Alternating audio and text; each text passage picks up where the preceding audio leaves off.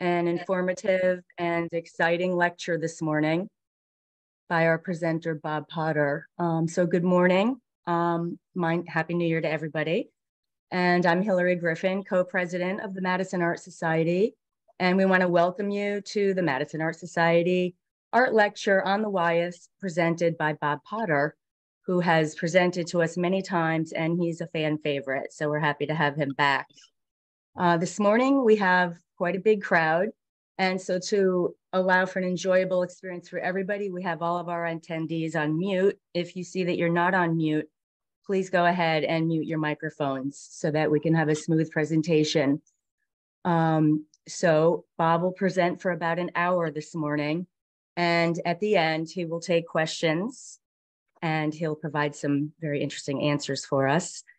During the lecture, if a question pops into your head, you can chat it down at the bottom. You'll see the chat option. So just type it in and then we'll refer to those at the end of the lecture. Before we begin, also, we'd like to thank Marianne Dietz and Jen Thompson for organizing and running these Madison Art Society lectures and demos. Very helpful, two of them. So a few words about the Madison Art Society. We've been a vibrant art society since 1976, dedicated to the promotion of the arts along the Connecticut shoreline. You can support us by becoming a member of this dynamic group. The easiest way to join us is by going to our website, madisonartsocietyct.org, where you'll find our membership information and you can join right online. It's very simple. With your dues, there are many benefits which you will see listed on the website. And my co-president, Nikki Travellino, who's here with us today, will tell you about some of our exciting upcoming events to look forward to. Nikki? Hello. Yes. Hello, everyone. I'm Nikki Travellino, and we have a few events coming up that I'd like to share with you. Our 48th annual member exhibition and sale is coming up, and that will take place at the Scranton Memorial Library in downtown Madison from February 13th through March 17th. So if you're an artist and you're looking to submit your artwork, we're taking online submissions between February 4th and the 10th, and mark your calendars for March 2nd for the reception from 5:30 to 7:30. We also have another lecture coming up on March 11th from 2 to 3 at the Scranton Library. And that will be both a Zoom and in-person lecture. So we're excited about that because we haven't had an in-person lecture in a while. And that will be with Judy Perry, and it's Healing Through Art. So we'll be sending out some information on that within the next week or so. Also, don't forget we have the May through September plein air paintouts on Wednesdays from 9 to noon. And so you want to be sure to check out the website and our social media accounts for the latest events and schedules. And it would really be helpful for us to know if you wanted to just put in the chat how you found out about today's demo, because we had a record-breaking attendance. Over 130 people have signed up. So it's amazing. And it'd be nice to hear where everyone's finding out about it. So now I have the pleasure of introducing today's lecturer, Bob Potter. And a few days ago, we had a test run on Zoom with Bob. And I have to tell you, he's an amazing storyteller. He gave us a few tidbits and pieces of information about his lecture today, and he really left us in suspense. So I couldn't wait for it. And I think it's going to be very enjoyable. Just to give you some background on Bob, he is a graduate of Syracuse University's School of Visual and Performing Arts. He started his career as an art director at Scholastic Magazines, and later he became a marketing executive for Time Warner, National Geographic, and as a corporate development officer for the National Gallery of Art in Washington, D.C. He helped create an innovative art therapy program for art students at the Lime Academy I'm sorry, let me back up. An innovative art therapy program for Save the Children, and he launched a professional development program for art students at the Lime Academy and College of Fine Arts. And he continues as a docent at the Yale Center for British Art. He and his wife, Jean, who is a master watercolor artist and teacher, live in Old Lyme, Connecticut. Bob, welcome. Thank you, Nikki, and again, thanks to Hillary and you and Jen and Marianne and all that you do at the Madison Art Society, and for hosting my lecture this morning. I will share screen and we will get started.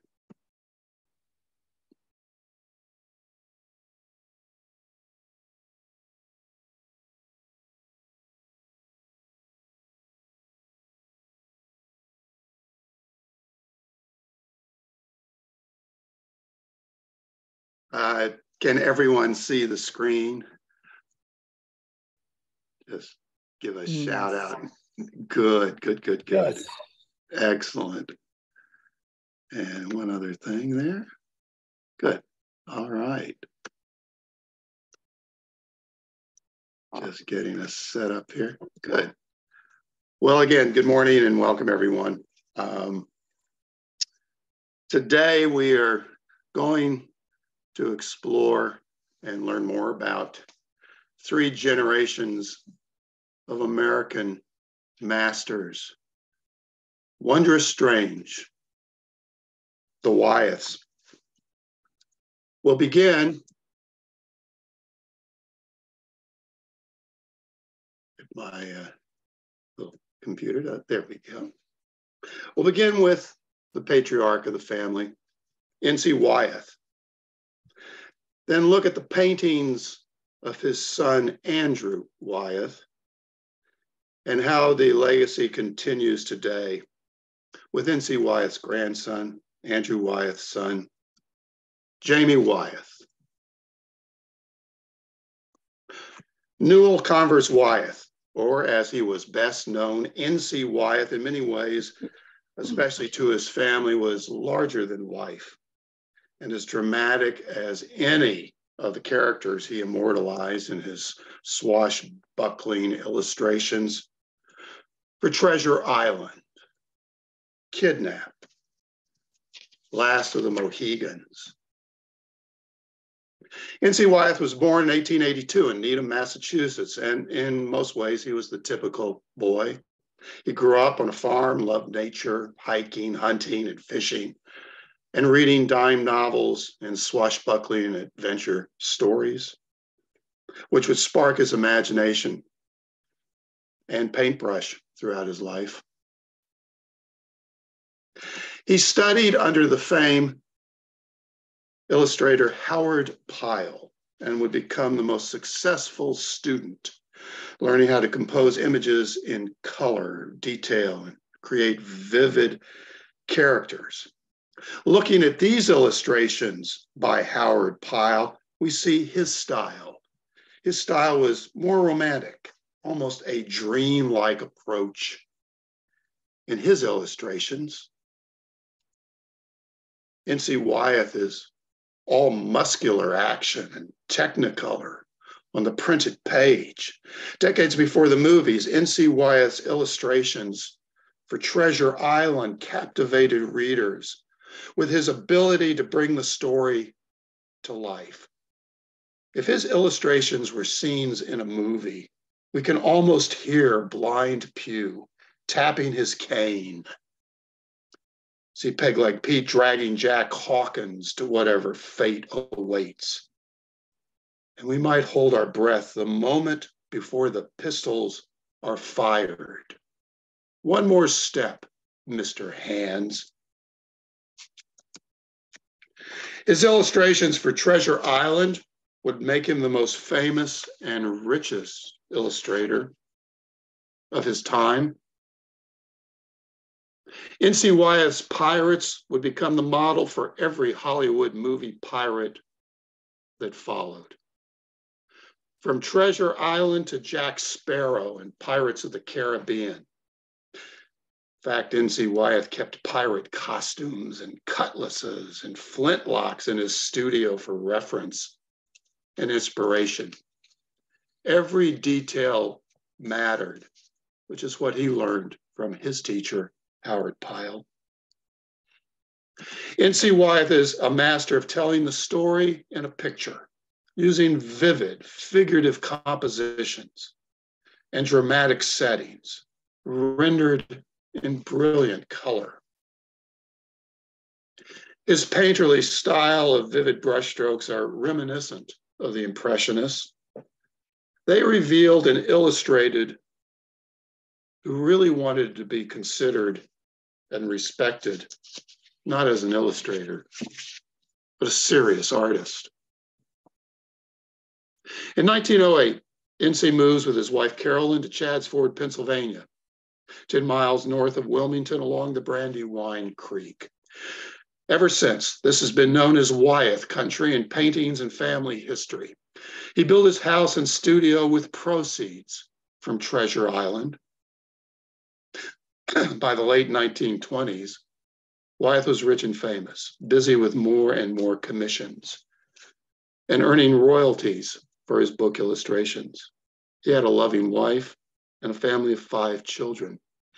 His son, Andrew, is seated in the center, and his other son, Nate, on the far right. His 2 daughters, Carolyn and Henrietta, would also become artists, and they would become the teachers and tutors along with N.C. for young Andrew. But there was a dark side to N.C. Wyeth's life, according to N.C. Wyeth biographer David Michaelis. N.C. Wyeth suffered from deep depression, which Michaelis asserts stemmed from his mother's overbearing personality and her serious mental illness problems. She was inclined to manic episodes, violent mood swings, and extended periods of depression. One day she would smother her son, N.C., with love, and the next freeze him out with silence. Speaking only to criticize or belittle him, she attempted suicide at least once. So it's not surprising that N.C.'s childhood was often a sad existence, a young boy confused, frustrated, riddled with self-doubt, emotions that would plague him throughout his adult life. One of the last photos of N.C. shows him holding his namesake grandson, Newell. On a fall day in October of 1945, he brings Newell along with him on a car ride in the country, something he would do many times, a grandfather with his grandson. This time, though, his car stops on the railroad tracks at a crossing near his home, a place he has driven across many, many times before. He and his grandson were killed instantly by an oncoming train. No one knows how this happened. Was it a heart attack? N.C. was in good health, but he weighed over 300 pounds at the time. Did the vehicle stall? Or did N.C. just stop? Why didn't they get out if he saw a train coming? Was it suicide? This tragedy has been a source of speculation since that fateful day. No one has the answer. N.C. Wyeth was 62 years old at the time of his tragic death. His son, Andrew, was 28.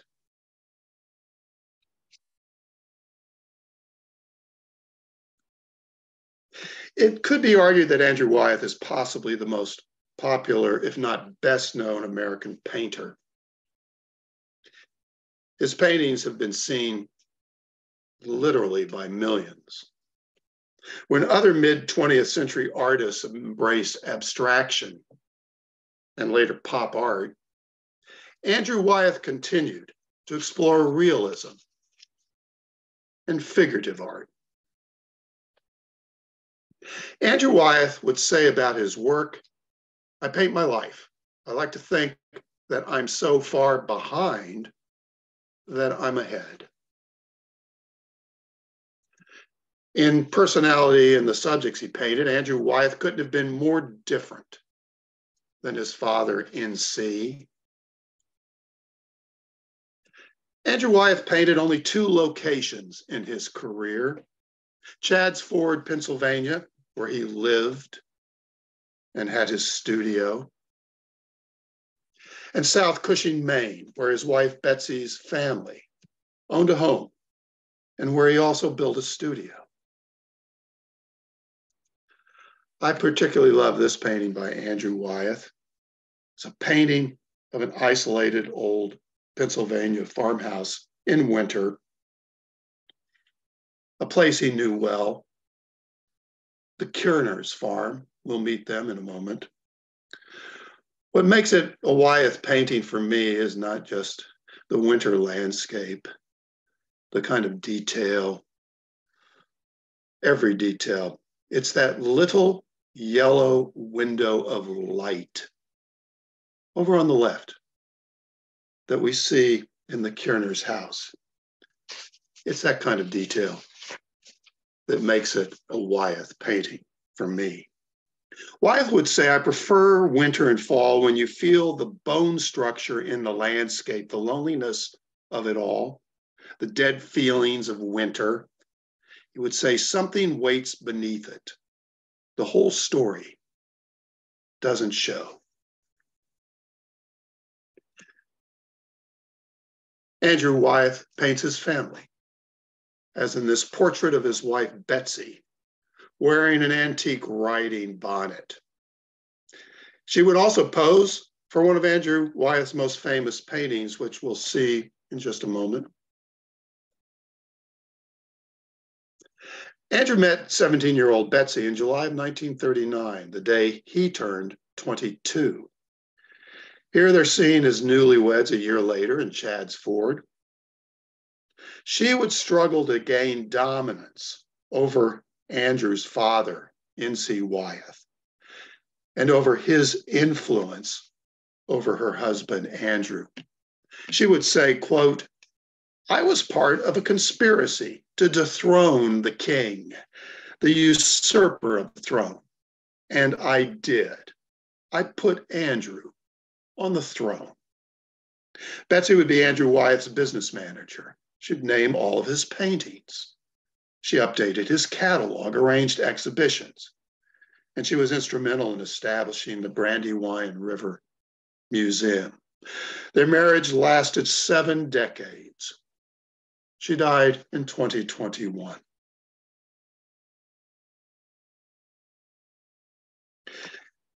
It wasn't until after his father's death that Andrew Wyeth begins to incorporate people into his paintings. Here he paints a portrait of his son, Jamie, sitting pensively, hugging his knees in an open winter field. He's wearing a Davy Crockett coonskin hat, popularized by the TV series of the 1950s. Those of us of a certain age will certainly remember, including my brother Tom, who's joined us for the lecture today. I think my brother Tom and I may have both had one of those coonskin Davy Crockett hats. Andrew Wyeth paints his longtime neighbor and friend, Carl Kerner. We saw the Kerner farmhouse in a painting with the little light shining from the window. Carl Kerner was a German immigrant who settles on a nearby farm. Wyeth poses him beneath a metal hook that cracks the ceiling, casting spider-like shadows. Over the years, he would do many portraits of Carl. In this portrait, Wyeth seems to be as interested in painting the menacing hook as he is Carl. And in doing this, he creates a feeling of unease, a moody light and shadows. Imagine the painting without the ceiling hook. The hook makes it an Andrew Wyeth painting with an element of mystery, foreboding. It unsettles the viewer as it accents the composition. And it also makes the viewer wonder, who is this person? Which for me is always the power of a great portrait. He would later paint Karl as an old man, proudly wearing his World War I German uniform and medals. Throughout his adult life, Karl was haunted by hallucinations about his experience in the World War I trenches when he was a young German soldier. Andrew Wyeth's art of the portrait shows not just the person, but intimate details that a portrait artist would see who knows the subject intimately.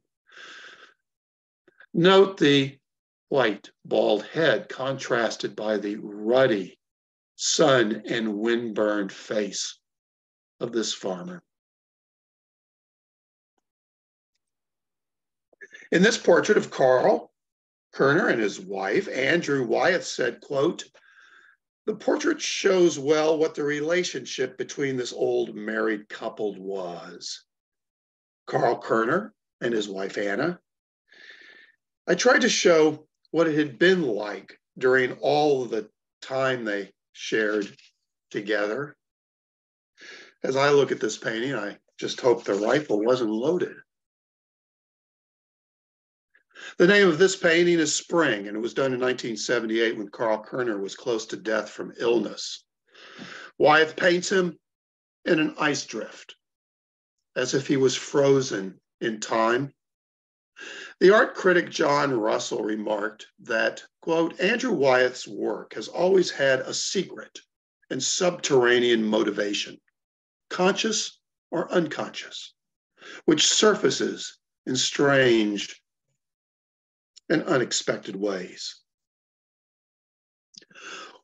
Wyeth paints in egg tempera for many of his paintings. Egg tempera is where dry tempera powdered paint is mixed with the yolk of an egg.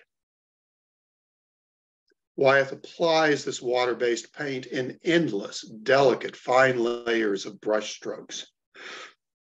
He builds detail upon detail, textures upon textures, colors upon colors, and creates a mood. Three apples in winter light on a window ledge of peeling paint that frames an old barn window. What makes a Wyeth painting special for me are these unexpected little details that force you to linger and look closely. Wyeth sees what few of us can, and few artists can paint. A study in white on white defined by subtle light and shadows. Window panes of light on the white wooden bench. In the upper left is a hanger. Now imagine the painting without the hanger. It would still be a beautiful, evocative work. But for me, it's the hanger that makes it an Andrew Wyeth painting.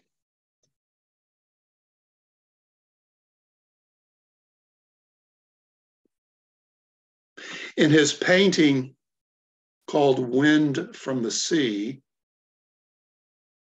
Andrew Wyeth brings a window to life with its blowing curtains. Wyeth finds beauty in all of this. Can't you almost hear the wind and feel the breeze on your face? And have you noticed that Andrew Wyeth loves painting windows? When Andrew Wyeth turned 80 years old in 1997, he would die about a decade later in 2009. In 1997, Charles Osgood of CBS Sunday Morning did a wonderful interview with Andrew Wyeth. Let's take a look. And before we do, make sure the sound is up on your viewing devices, desktops or laptops.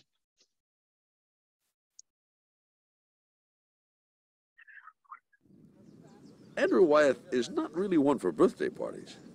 When we talked to him a couple of weeks ago on Benner Island off the coast of Maine, he didn't plan to attend any of the festivities in his honor. He would rather be painting. So is a natural shyness of yours? No, I wouldn't say it's shyness because I'm not a shy person. I mean, I'll walk up to a young lady and say, would you mind taking your clothes off? I'm not shy. Happens all the time. I'm rather bold. The boldness of Andrew Wyeth's paintings kind of sneaks up on you. Not so those of his father, N.C. Newell Convers Wyeth was a monumental figure in real life. Sorry, folks, hold 1 second. There's a little glitch on our screen. Life and in his art. He's best remembered for his muscular, fantastic illustrations of Treasure Island and Robin Hood. My father was a very robust, powerful painter, and his color and heavy pigment, very luscious, weighty quality. I'm a more starved. I like the quality of tempera, which is dry and you build up slowly with great detail. It just appeals to me more. Until his tragic death in an accident at a railroad crossing, N.C. Wyeth was a towering presence in the Wyeth family. He raised his 5 children to be artists. Andy, the youngest, never went to a regular school, but he was always drawing. I've always had my own world, and I think that's typical of me today. I'm sort of, well, that's Andy. There's little old Andy over in the corner. I'm not part of it. I watch it very carefully. I'm very much a loner. Is there an Andrew Wyeth that you would just assume the world not know? Well, the danger is being Andrew Wyeth. I hate that idea. I wish I could be in sheep's clothing. I think that's why I enjoyed Robin Hood as a child, that he was always skirting as something else, a beggar or a tinker or a monk. To see these things without my being there, if I could look at an object and they weren't conscious that I was even there, just a pair of eyes. Why?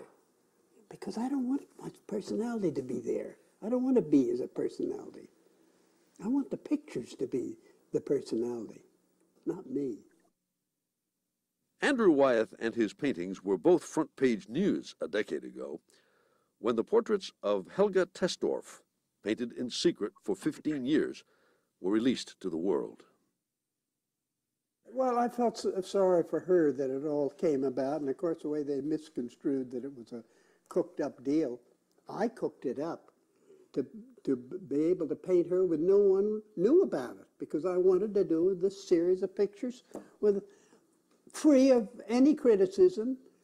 She would pose for me in any position I wanted, clothes on or clothes off, and I just wanted to do it. And I didn't want anyone to know about it, and the last person I wanted to know about it was my wife. As simple as that. The psychologists tell us that we, even after our parents are gone, that we are still in some way, at some level, trying to please them. Do you find yourself, when you do a work, wondering what your father would say about it? Yes, of course, because I was very close to him. But I was awfully different from him as a person and the way I painted. And there was many things about my work that really bothered him. For one thing, my lack of color. My work is very subdued in color. And that bothered him. He thought, Andy, you'll never make a living. He often said that to me, in your work, because you've got to get more color, more intense blues, and more... I remember I did a painting of a figure walking across an open field. And nothing but just this figure back to walking away. And he said, Andy, you've got to do something about that. That doesn't mean anything. You've got to have a gun in his hand. You ought to have a dog beside him, or geese flying in the back. No, I said, I was just interested in the man in the field. But you never painted your father, though, did you? Oh, no, that always made me ill. I made drawings of him, but nothing important. And I think that was a great tragedy of my life when he was killed, that I hadn't done it. And it changed my whole outlook on portraiture for me personally. Feeling that you shouldn't let the Well, opportunity get really, away. when you know something and feel it and have a love for it, my God, do it. Don't let it go by. This portrait of Helga is called Night Shadow. Into it, Andrew Wyeth poured his memories of his father's death. Now, you stayed with realism through a long period when the artistic world was sort of looking down its nose at realism. Were you ever tempted to do anything else? Listen, I paint what I want to paint. It may end up purely as an abstract composition that has, yes, it may be feathers blowing in the wind or clam shells on a beach. And you look at it and say, oh God, what is it? And then it is a real thing. I think I said to Betsy the other day out here, I said, you know, more and more I think I'll probably turn into an abstractionist, not by painting to be free like abstract, but objects that don't have any story to them at all, but just color and shapes. As I've often said, if I was really good, I could have done the field in Christina's World without her in there. The less you have in a subject, the better the picture is, really. You know, I had a talk with Edward Hopper not long before he died. And he turned to me and said, Andy, I realize the only thing I really want to paint is the sun on the side of a white wall. You have divided your time between summers here in Maine and the rest of this year down in Chadds Ford. Yes. Do you find everything that you need to find right in those two places? Yes, because it's all in here. It's all in here. It's what you take to the object that counts. I often thought that if I became incapacitated and couldn't walk and was put in a room, I'd want to be in a room that I'd known for years, I'd be perfectly happy to stay there and just paint. I don't have to see objects anymore. So your world is getting smaller and smaller, but bigger and bigger. It's gorgeous. It's just a beautiful piece of property here. In fact, the thing that most impressed us in our afternoon with Andrew Wyeth is his vigor and intensity. How excited he is about the work he is doing in the studio right now, work nobody has seen except his son, Jamie. Jamie says it's the most intense work he's ever done. This is a study for something I'm working on. Now look off that way. That's it. That's good. It's lovely. Wonderful. The day we visited Benner Island, to our surprise, Andrew Wyeth decided to let our camera into his studio for an unprecedented peek at the artist at work.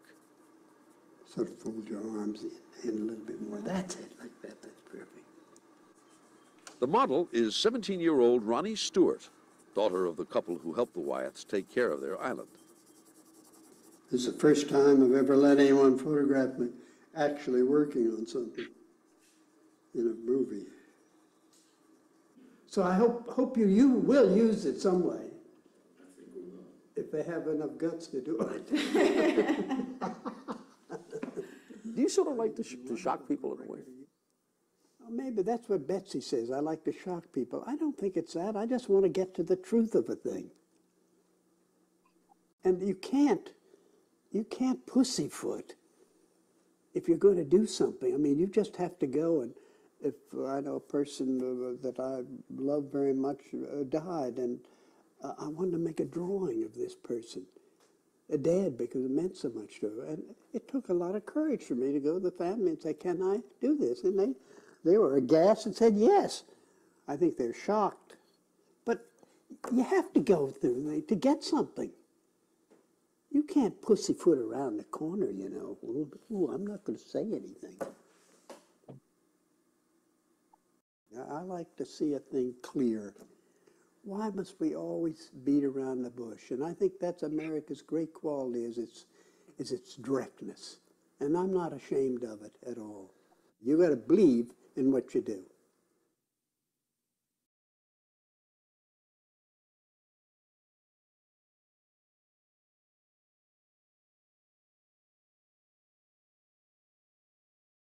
Okay. Having a little screen freeze here. There we go. It's great to have the opportunity with contemporary artists always to hear them talk about their work. It's a particularly wonderful interview with Andrew Wyeth. It tells us so much about who he is, but why he paints, how he sees the world and the people in it. Christina's World, painted in 1948, is easily the most well-known Andrew Wyeth painting of all. She was a neighbor, Christina Olson. She had MS, multiple sclerosis. She would crawl rather than use a wheelchair to get around. But what do we know about this woman in the painting, crawling in the field? Why is she there? What is she thinking about as she stares off into the distance up the hill to an isolated farmhouse? Andrew Wyeth's wife, Betsy, actually posed as Christina in this iconic painting. Here's the rest of the story behind this well-known work.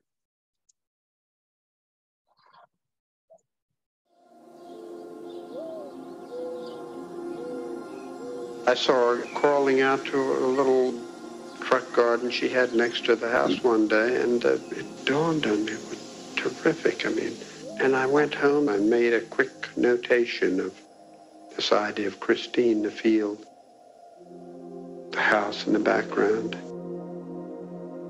And several days went by, and this kept building in my mind. Christina's World is a picture that's actually kind of hard to look at anymore because it's become such an icon that to come to it fresh is almost impossible. But that, in a way, is a sign of its strength, is that over decades, people come back to it generation after generation and find it haunting, even people who don't really know the story of Christina. It's enjoyed because there's a spectrum of emotions that it can release. And that might be loneliness, it might be yearning, it might be something that's lost that can never be seen or rescued again. It can look like somebody's dream, a nightmare maybe even. This woman seen from the rear, moving herself up towards a little haunted house that's on this very strong horizon. A woman longing for something. Some people pick up that she's crippled. Some people don't at all and just think she's yearning. I think it's a painting which so many people can get free association with it in an extreme way. I knew she had been up to look at it, though, because I could see where the dust had been swept along with her body as she crawled up. So she knew what I was doing. If Christina's World made Andrew Wyeth famous, his portraits of another young woman done 20 years later would create a scandal. Helga.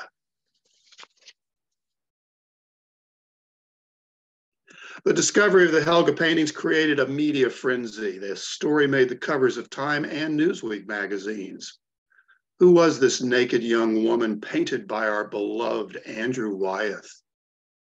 And was it really true that for 15 years, Andrew created 250 secret paintings and drawings of her that he hid from everyone, including his wife, Betsy? Yes, it was a 15-year secret endeavor. But why Andrew Wyeth painted Helga is the story of an artist and his muse. Helga Tesdorf was a Prussian-born immigrant neighbor of Andrew Wyeth. She was a caregiver at Carl Kerner's farm, where Andrew meets her. She was 32 years old and married when they first meet in the early 1970s. Andrew Wyeth was in his mid-50s. When Wyeth asked her to pose, it was something that Helga Tesdorf had never done in her life. Later, Helga would say, when asked what was it like the first time Wyeth painted you, and she said, quote, "Overnight I was reborn.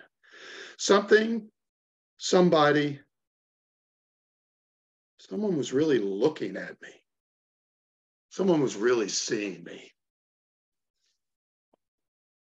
From the years 1971 to 1985, Wyeth produced over 240 works of Helga, including drawings, studies, paintings.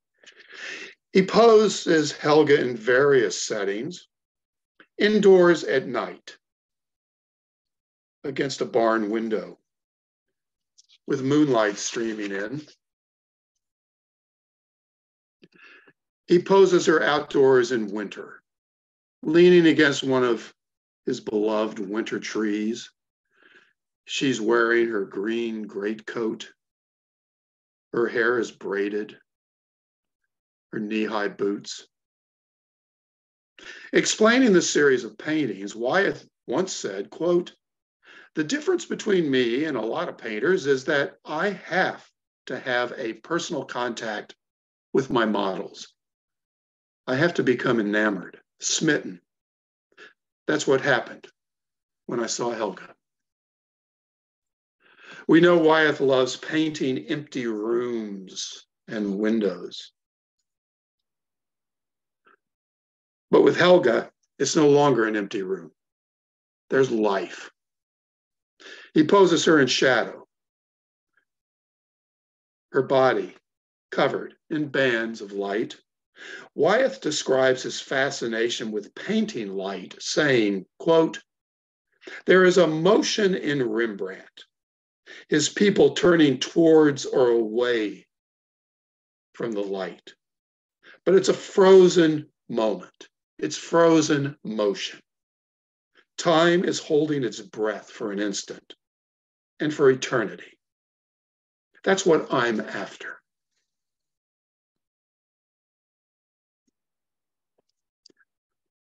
A few years ago, a wonderful film was made about Andrew Wyeth and the Helga paintings. What makes this film special is that Helga, years after these paintings, now as an old woman, Helga narrates the film, talking about her relationship with Andrew Wyeth, the paintings, and how these paintings changed both of their lives. Let's see a short excerpt from this remarkable film.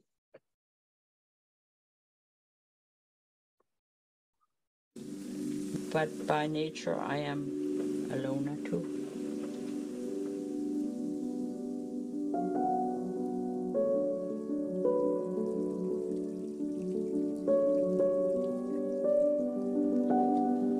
I consider myself fortunate that I came to this country and he found me. Everybody has a soul to share. And it's not so painful when you can share it.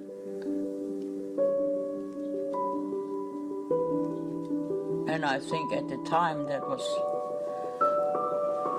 the freedom we gave each other. I couldn't sleep at night. I was filled up with a whole day of communication with him, and I had to put it down. It was for me an education. Somebody being himself like I wanted to be myself, and then sharing it with you. It was like, I got hungry. He always said to me that I was starved. And so he gave me what I wanted, and he got what he wanted. I think that was beautiful. We were orphans in the storm. We were both homeless, both in love, both only dependent on our emotions. As Andy said, if you find one person you can share with, one is plenty. I brought his childhood back and he brought my childhood back. He was at a point where he had to produce. And now comes this free spirit running over the hills. He thought he was catching himself, because that's what he did as a boy, running over the hills. He was always painting himself in me. And that's where we excelled, in allowing us to be a child and not be laughed at.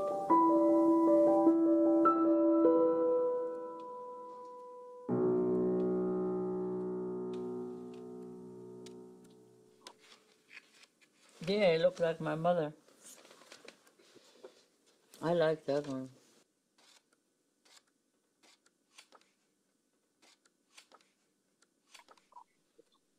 He looked at the human body the same way he looked at a tree or a hill, especially in winter when you can see all the bones. There's no grass growing over it. It's just harsh. The human body is beautiful. It can reflect anything. It's how you feel about it. And I never felt bad about my body. Never.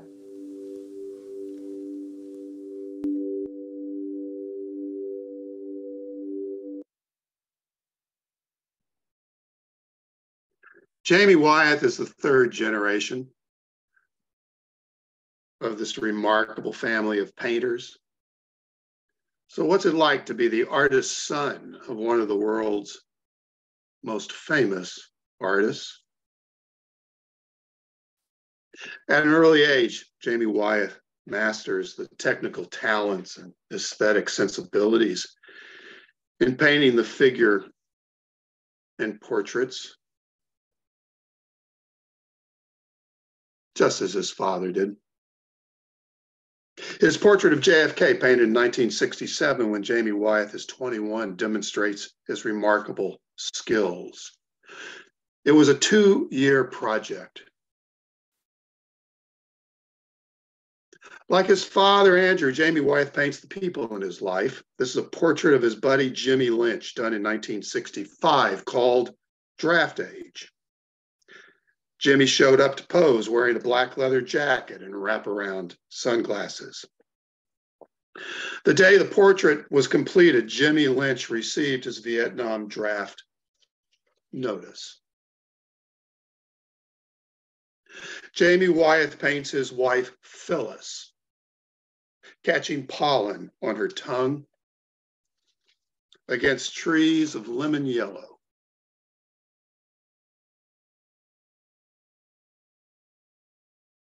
He also paints Phyllis as she drives a horse-drawn carriage. She grew up in Middleburg, Virginia, and was an expert horse rider and later a breeder of racing thoroughbreds. Just shy of her 22nd birthday in 1962, Phyllis was in a life-changing head-on car accident. She would walk with crutches the rest of her life.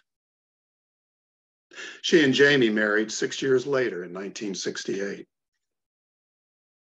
In 2019, Phyllis Wyeth passed away at the age of 78 after an extraordinary career in public service. She was a noted philanthropist, conservationist, an environmentalist, a supporter of the arts. She was an accomplished horsewoman and a staunch advocate for the rights of the disabled. And for 51 years, she was the loving wife and muse of Jamie Wyeth. Let's listen to Jamie Wyeth talk about what he paints and why. I have no idea what sort of inspires me. The things I paint are things that I know very well. And Jamie Wyeth will tell you it's all he's ever known. 60 years of the prolific painter's work are now on view at the Museum of Fine Arts in his first major retrospective. It takes us from Wyeth's boyhood promise to late-in-life reflections. Seeing all of your work from very early on to the most recent pieces, what is it like to see it in one space?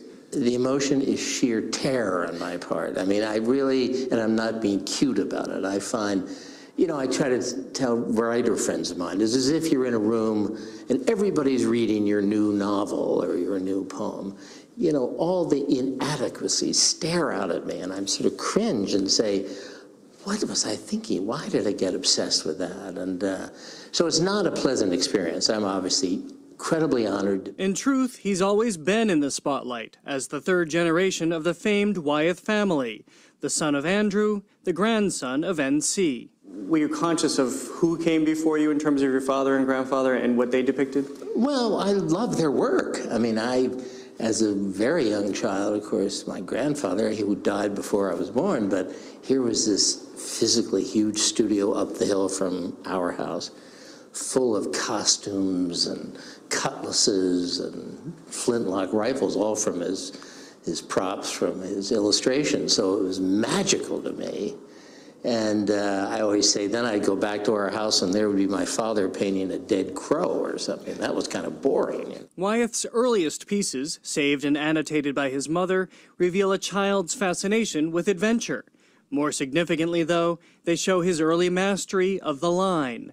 He was an artist to the canvas born. Is it something you could ever even conceive of not having being central to your life? Well, actually, I have a brother, Nicky, an older brother, who ate the same bacon and eggs, and he had no interest in painting. So it wasn't forced upon us, but, you know, the tools were there. I mean, we lived in my father's studio, so there were the brushes and the pencils and the paint. So it was very natural for me to want to paint, I think. There was never a question. By age 17, in his portrait of Shorty, Wyeth's skill was already long cemented and consuming. I would get up in the morning and just want to paint. I'm a very boring person, and then all I do is want to paint and to record what I feel moves me or what interests me, and that can be in the form of a pig or in the form of President Kennedy. His portrait of John F. Kennedy, recently acquired by the MFA, was painted after the president's death at the request of his grieving family. I was taken up with Kennedy as much as everybody was at that time. And then I realized I started doing this very sort of glorified portrait of President Kennedy. And then I felt the need to have life, so I did a lot of drawings of the two brothers, of Bob and Ted. His widow, Jackie, gave me all her films of him and so forth. So I always say it added up to maybe if I'd sat with him for 10 minutes, to at least to create a memory of a living person. I didn't want to just work from photographs, you know, I wanted, and actually there's a portrait of Ted under the actual painting. Really? In what way? I literally did him and then changed it into his brother. Just to have, I was so desperate, I didn't want it to look like a posthumous portrait. Dancer Rudolf Nureyev, though, was someone Wyeth knew incredibly well, having studied the Russian ballet star intensely for a year and a half. On stage, he was extraordinary, of course, but then off stage, he was as fascinating. I mean, he would come and stay at our house, and it was like having a panther in the house, you know. I mean, he had this amazing presence and this sort of remarkable look, so that just drew me. I mean, he was just beyond dance and beyond. He just was this amazing figure. Wyeth met Nureyev during his days at Andy Warhol's factory, that 1970s New York hotbed of the avant-garde, exploration, and sexuality. It was a most unlikely combo. Sometimes opposites attract, and I was intrigued with his work, and the resonance he has today, I think, is remarkable with young people still. I mean, and the quality I most loved in Warhol, it was his sense of wonder. I mean, he was absolutely, everything was, oh my God, isn't that wonderful? You know, and so it wasn't that he was cool and kind of calculated at all. He was very childlike. Personalities aside, much of Wyeth's work has been about painting place, specifically where he grew up, the rugged coast of Maine and the bucolic Brandywine River Valley stretching between Pennsylvania and Delaware. I'm not interested in traveling. I never travel and painting the Himalayas, or I don't care about scenes. I don't care about interesting looking trees. What I do care about are trees that I know, that I've grown up with and touched and so forth. And I just think it makes the work more meaningful. The more you're familiar with something and comfortable and have a love for it, or a hate for it even, the better the sort of result. For Jamie Wyeth, his life's work is his life story. Some of the Jamie Wyeth paintings I love most are his wondrous strange paintings, each a kind of magical realism. His painting entitled Automaton, done in 1979, is to me as animated as any N.C. Wyeth pirate from Treasure Island. And his Pumpkinhead self-portrait could be an illustration for a Stephen King novel. I think the heart and soul of his paintings, the element of reality and fantasy, owes its emotional and aesthetic heritage to his grandfather, N.C., and also to many of Andrew Wyeth's more mysterious portraits. This painting, Study for Lighthouse, was done in 2003 and makes a Revolutionary War red jacket, probably inherited from his grandfather, N.C. A burst of color as it's worn by a mysterious young man with hair blowing wildly as he walks towards a main lighthouse on the horizon, surrounded by swirling yellow clouds. Where N.C. Wyeth paints children at the beach, seeing giants in the clouds. And Andrew Wyeth shows us his son, Jamie, all alone in a barren field. Jamie Wyeth paints childhood in his own unique way. The boy's name is Cat Bates. He's the son of close friends of the Wyeths in Maine. He stands proudly clutching his wooden staff, bare-chested in bathing trunks, standing next to a blazing open furnace with seagulls as his audience. Jamie Wyeth continues to explore this subject in another painting, a painting of the boy and the blazing furnace surrounded by a swarm of crazed seagulls. The scene is unsettling. What is burning in that rusted town dump furnace? And the boy's naked flesh against the red, hot, burning coals. Jamie Wyeth sees the seagulls of Maine not as pretty white birds flying over a seascape painting, but more like the menacing birds attacking from Alfred Hitchcock's movie, The Birds. These seagulls are swarming in fiery red clouds. Jamie Wyeth says, quote, "The danger with Maine is that it is so anecdotal and emblematic in terms of pretty houses, pretty lobster traps, quaint things. Maine is not that way. Maine has a lot of edge, a lot of angst." Let's watch Jamie Wyeth at work on his painting he calls Inferno.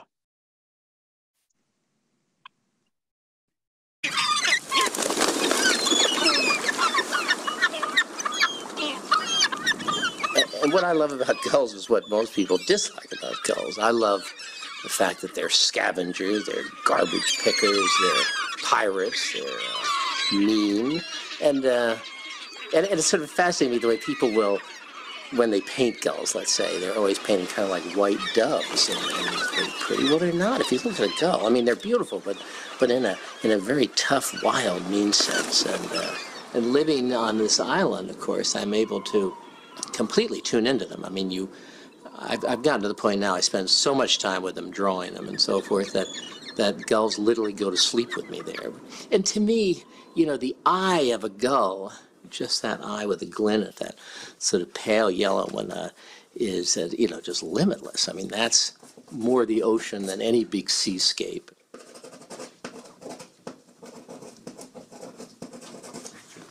The painting is painted on cardboard, and I've always loved the idea of cardboard, which is kind of a trash thing, and you know, you can beat it, scratch it, and rip it, and it's very resilient, and I love the color of it, and even I like the kind of the ribs that go down. So it just, you know, it creates another world for me. And then the other thing, the paint I was using actually is watercolor. It's not oil, but I've always been sort of intrigued by the fact, you know, people think watercolor, well, it's washes and it's very thin and whatnot. Well, I work watercolor exactly like oil, very thick, straight from the tube and so forth, which is sort of a, you know, departure from most people's use of watercolor. I found this paint maker that actually Warhol had helped me to get one of his main ingredients is honey in the paint, and honey, as you know, lasts forever.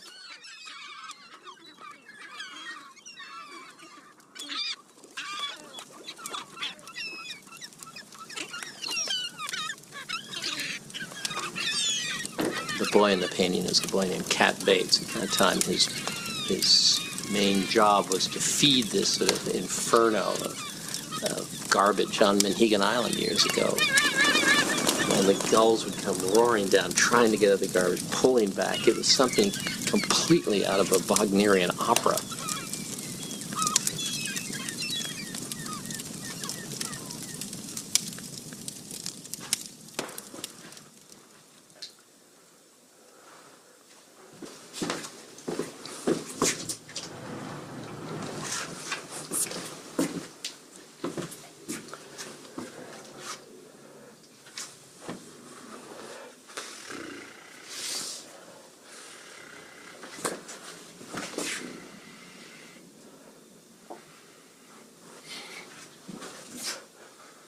I look at myself as just a recorder. I mean, I just want to record, you know, the things that interest me in my life and so forth. So these are, I mean, this painting is like a part of a journal to me. It's part of my life. I'm in Manhegan. It's as if I'm doing a diary. And again, I think, you know, painting is I mean, what is it? It's a, you know, piece of canvas and a stick with some hair on the end of it and some sticky stuff called paint, and you apply that. And I mean, there's nobody standing over you saying paint every day. And I think in painting, much like in music or a pianist and whatnot, you have to practice. And it certainly isn't all inspired. I mean, many times working with the gulls where I just am sort of drudgery, but once in a while, things really click. And that's the opiate. When that gull all of a sudden breathes and becomes, and the fire starts building, I mean, then it's that's why you paint. That's why I paint.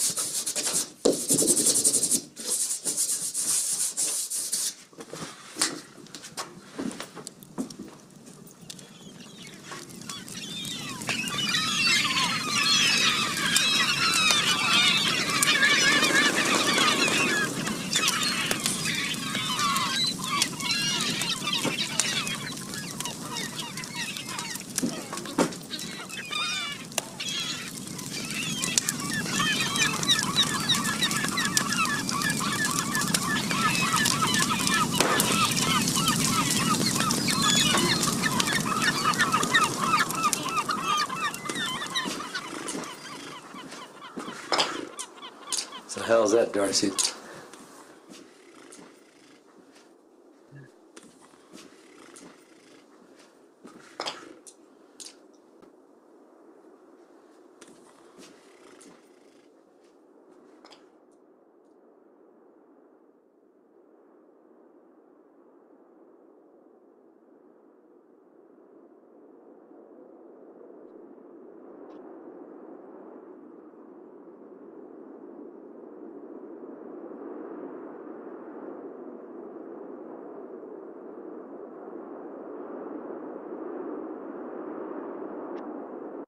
In his own unique way, Jamie Wyeth continues the legacy and art of America's most famous family of painters.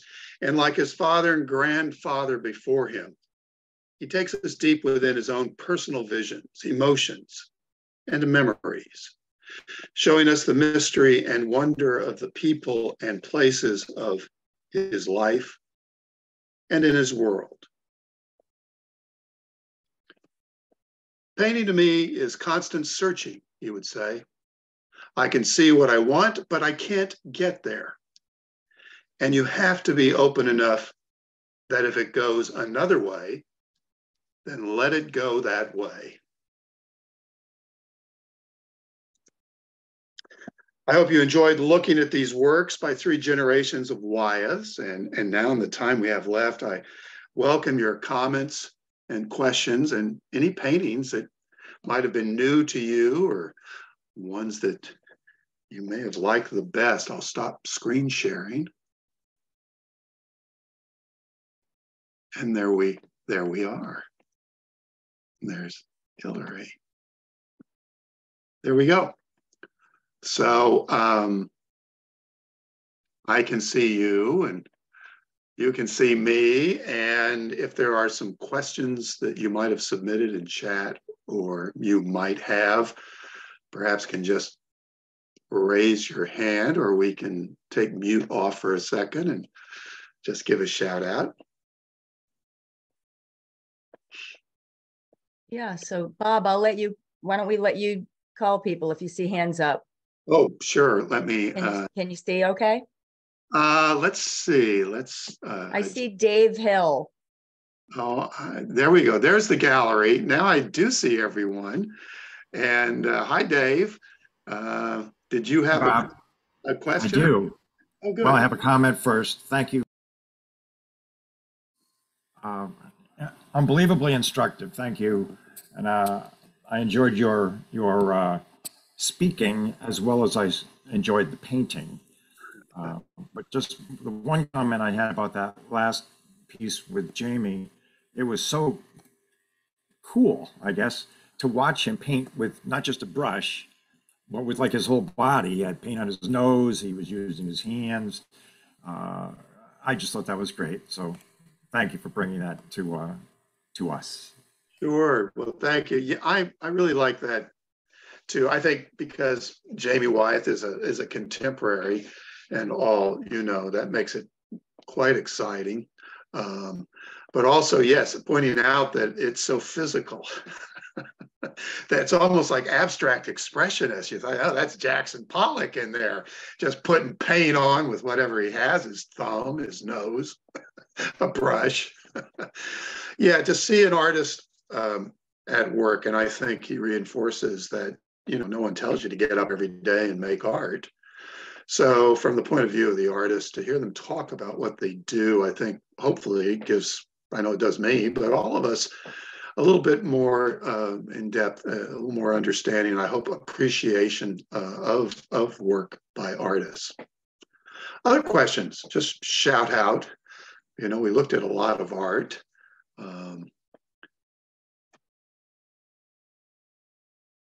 There's a question, many paintings are from private collections. Well, that's where Google Images comes in. So it's so helpful. And other online sources where not only because it's the Wyeths, there's just voluminous amounts of information available, but whenever possible, always, of course, want to identify the painting, the year, and in just what collection is it in. So in many of these works, and looking at their credits, it would note that it's in private collections. Other questions? Good one. I'll keep looking at chat there. There looks to be like 28 chats. How do I? Do you want me to read a couple off? Yeah, please. Yeah, I don't want to. If I touch a right. button, everything might disappear. Yeah. Okay. Let's see. Let's see. We have people answering how they found out about this presentation when Nikki asked that question. So that's good. We're getting some feedback on that. Here's a question. How was the grandson who died with N.C. Wyeth related to Andrew Wyeth? Well, he was N.C. Wyeth's grandson. So the grandson of one of the Wyeth, N.C. Wyeth children. The son, rather. Yeah, so a little genealogy lesson. Patriarch, he has a family and his daughters and sons. So this would be one of N.C. Wyeth's children's children. Yeah. Do we know if it was a son or a daughter's child? I'm sorry? Do we know if it was a son or a daughter's child? That's a good question. I don't know the answer to that. Okay. Yeah. That would certainly be something to do a little research more on. Yes. The tragedy, of course, of N.C. Wyeth's death, as noted in biographies and other studies, is a mystery. But the impact, of course, on Andrew Wyeth, and I think that kind of, as one art critic said, there's always the undercurrent in Wyeth paintings. It's not, happiness or frivolity. There's a kind of deep mood, and how much of it, attributed to his father's death. Helga said that Andrew, is painting so much of his life in portraits of her, that the painting of Nightshade is really this kind of elegy that Andrew Wyeth is painting to his father. Okay, so many more comments, many that are just complimentary about your fabulous presentation. Fantastic, stellar, fabulous, all kinds of superlatives here, and many thank yous to you. And then the process of applying watercolors to the cardboard was fascinating to watch. Well, again, and I think it's so interesting. We saw, a 17-year-old Jamie Wyeth, who is as technically capable, proficient as any portrait artist who has ever come along. I think John Singer Sargent or Joshua Reynolds or Thomas Gainsborough, they'd probably agree. His technical mastery is so evident. We saw that in that painting when he's 17. We see it in his painting of JFK. But we see an artist evolving, and imagine, well, for him, am I going to just do, portraits? There are millions of portrait artists out there that are quite capable.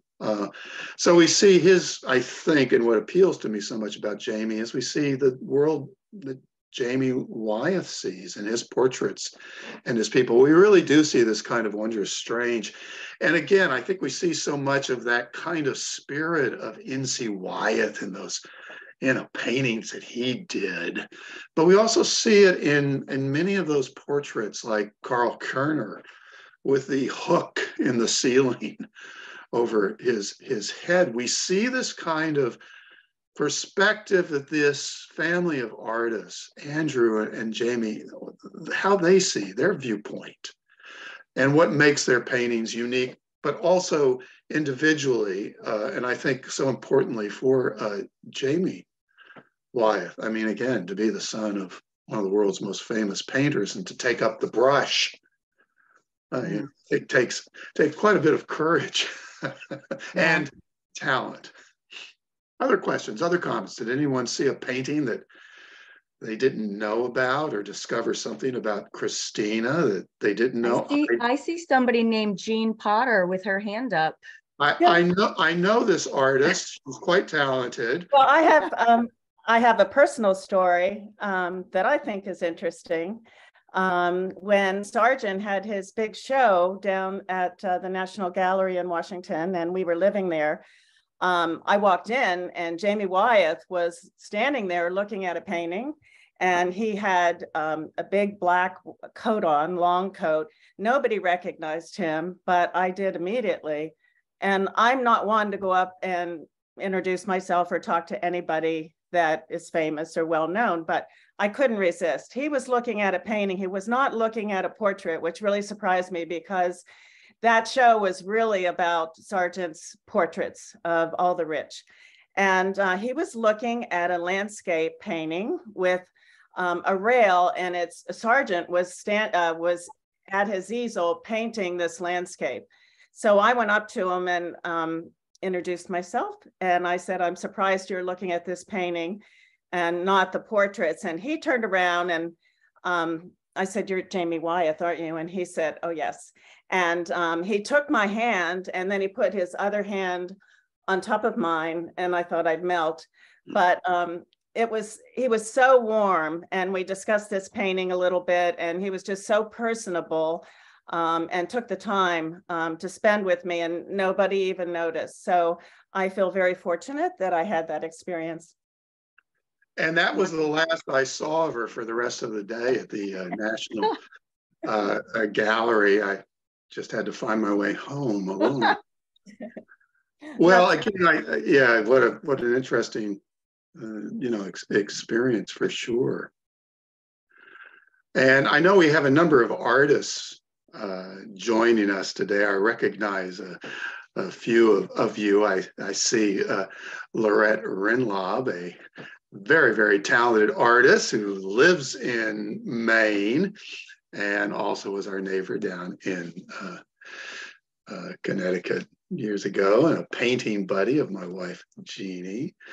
So I see other artists. Any other artists? You know Wyeth's work well. Did you learn anything new, or was there something that kind of reinforced what you always liked about Wyeth? And we'll keep looking at chat. I see there's 30 chat notes there. Hillary, or you ready for another? Sure. Yeah, wonderful presentation. Yep. I don't understand why N.C. Wyeth being categorized as an illustrator is somewhat less than an artist. His illustrations are iconic, fantastic imagery. I loved watching the artist working on his painting. Good point. Barbara. And that was the frustration for N.C. Wyeth. His mastery of painting, yet his livelihood were illustrations. And he did a number of wonderful non-illustration for Scribner classics, but that was his struggle. And something that, he would be challenged by and frustrated by his entire life. I saw a chat question. What was it like for Andrew Wyeth at Andy Warhol's factory? Well, it wasn't Andrew. It was son Jamie at Andy Warhol's factory in the 60s in New York. And any of you who have the opportunity to go down to New York and see the brilliant play about Andy Warhol and Basquiat called The Collaboration, do yourself a favor before it goes away, before it closes. Do make a note. My wife Jean and I got to see that a few weekends ago, and it's an absolutely marvelous, brilliant, wonderful play about another artist that Andy Warhol was very friendly with, and Basquiat. And yet two artists could not have been more different. Opposites do attract, as Jamie Wyeth said. Mm-hmm. Other comments, other questions? Let's a couple of more chats here. Are there any other Wyeth painters in the next generation? That is a very good question. Jamie Wyeth and his wife Phyllis did not have children. So that legacy is not continuing. the sort of still living sort of kind of offsprings, the daughters of N.C. Wyeth were Andrew's tutors and artists in their own right. Carolyn and Henrietta, they have both passed away. So I am not familiar with kind of other living Wyeth kind of artists, but those of you who know, please share that, or we'll make that part of our homework assignment. And was Andrew just doing watercolor in egg tempera, or did he use gouache, or did he just put his watercolor on so thick like his Jamie does? Oh, his watercolors were just layers and layers and layers and layers, egg tempera, allowing him to build up those layers of paint. He would use gouache as well, but predominantly water-based paints.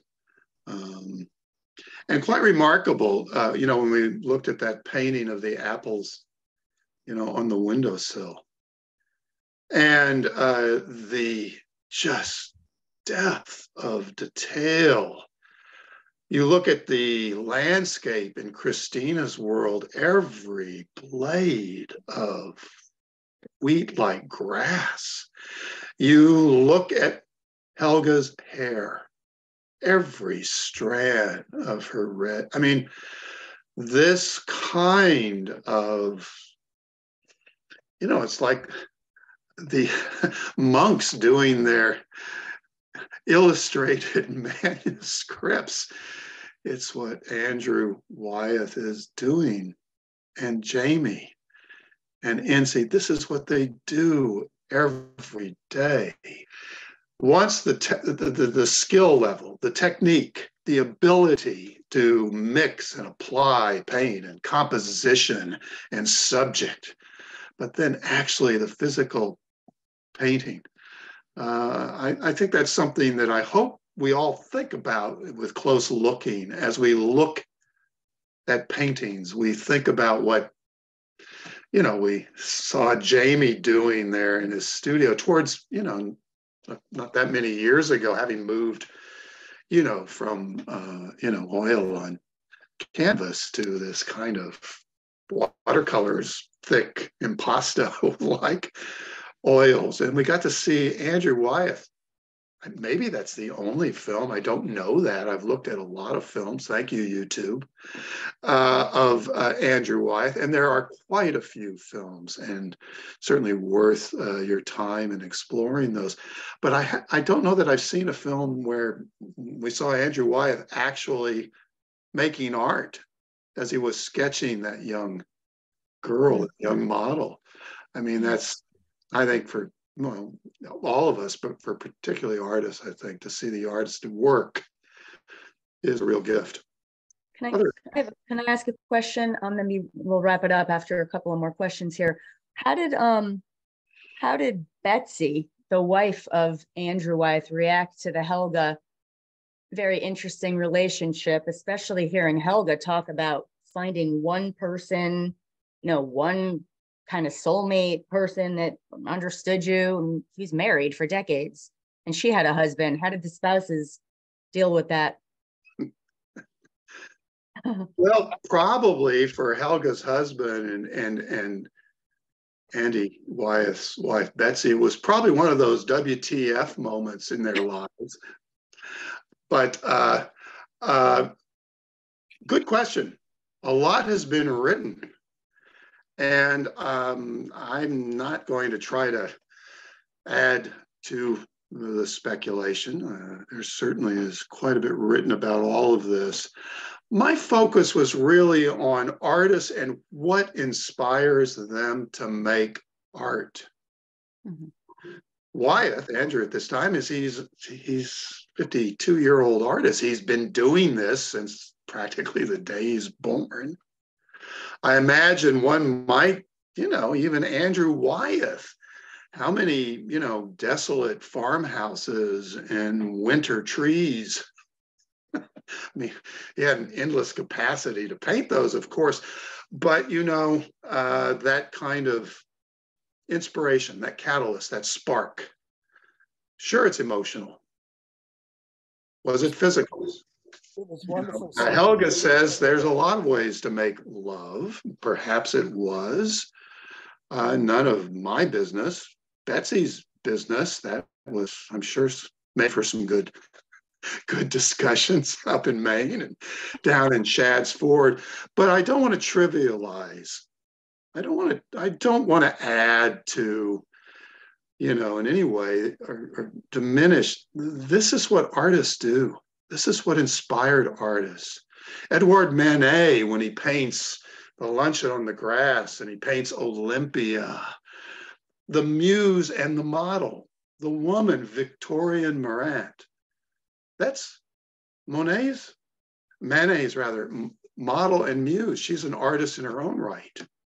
I mean, Wyeth is very clear. He says, I have to be smitten. I have to be so interested in the subject that I am painting to do it in the first place, and he's captivated.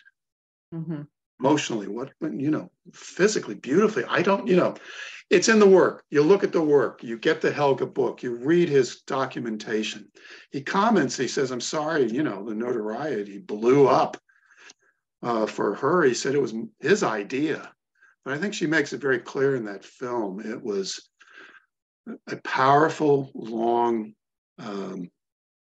emotional, aesthetic painting relationship.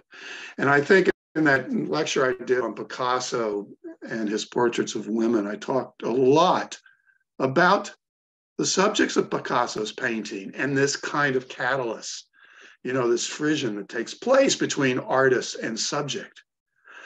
I think you see in portraits when the painter and the subject, there's a mutual interest. John Singer Sargent painted a lot of portraits, had to. You can just imagine one more very wealthy person, time to paint that portrait today. I think you see in Sargent's portraits the subjects that he was excited, he was interested in, who they were. They meant something to him in his life. So as we look, not to over,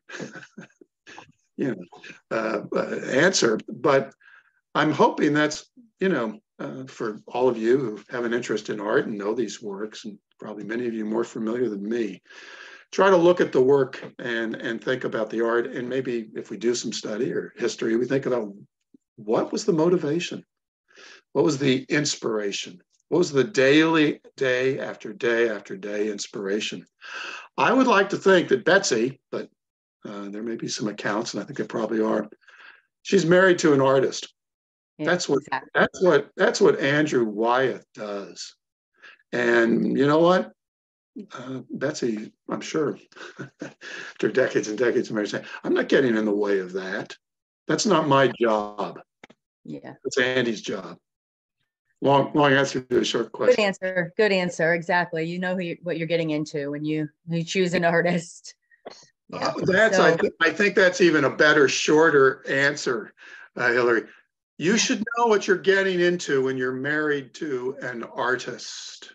Right. And you may not fully ever understand what motivates and inspires an artist, but you're thankful, those of us, especially those of us who are married to artists, that we get to be around that. We get to experience that. All right, excellent. We are up on just a little past 12:30. So I know we didn't get to all the questions, but we can end on a few compliments. Really interesting. Thank you so much. Wonderful presentation. I learned so much about the Wyeths. Again, wonderful presentation. Excellent presentation. So Bob, everybody seems very pleased, and we certainly are always pleased to have you. Tell us, if you could, about maybe a couple of things coming up that you're involved with, and then I'll sign off. Just kind of public service announcement. I am a docent at the Yale Center for British Art, have been for almost a decade, but the center is going to be closing February the 27th. They're repairing the roof replacing lights, other very unexciting infrastructure projects, but quite seriously necessary. Every museum has as a responsibility the preservation of the art that they have in their museums. The Yale Center for British Art is no exception. Largest collection of British art outside of the UK.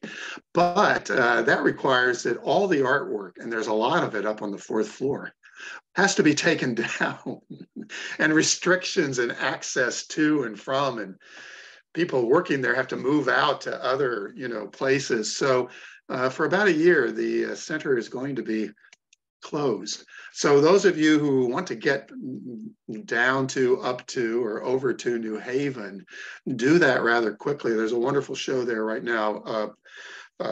Bill Brandt and Henry Moore, their collaboration during the Blitz in London in World War II. And it's just a terrific show. It's a show I enjoy giving tours on. So any of you interested in kind of getting together a Madison Art Society group and coming down to the British Center, just contact them. I'd be happy to give you a tour. And there's some other very, very talented docents there as well. I'll be getting some more Zoom tours coming up, and I certainly enjoyed this. Thank you, Hillary, and all of you, Marianne and Jen and Nikki, and for hosting this and all your work technically behind the scenes to put this together, and all of you join me. And let's do it again. Yes, Bob, thank you again. Everybody really loves having you, and you've again informed us and kept us entertained at the same time. So we appreciate it. And everybody, thank you for tuning in and joining us. And please make sure to become a member of Madison Art Society if you have not, and check out the next events that Nikki had mentioned that we've got. And everybody have a fabulous day. Bye-bye.